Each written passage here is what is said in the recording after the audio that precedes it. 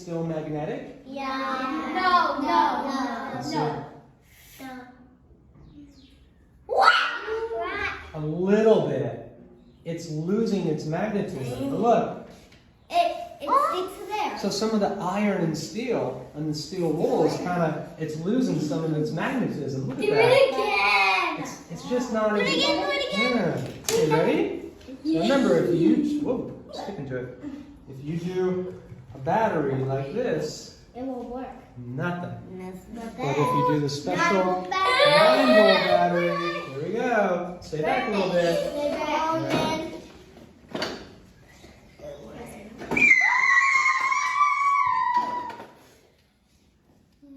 That's fire or something else?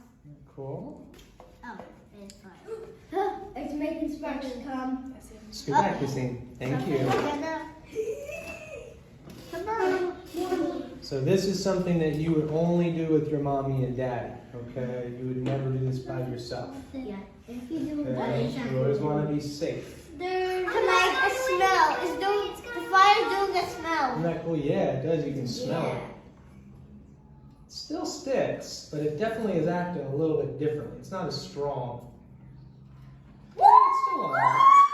Isn't that neat? You make fireballs?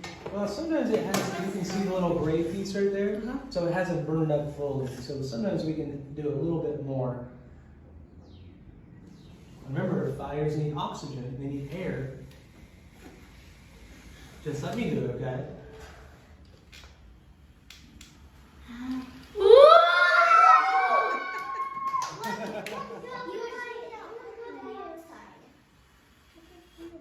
Isn't that neat? Yeah.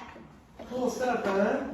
Yeah. So when you get older, with like the big kids are learning about chemistry now, we'll talk more about why that actually works, and chemical reactions and reactants and products and chemical equations and all sorts of fun stuff. But we won't go there today. You guys just get to see it.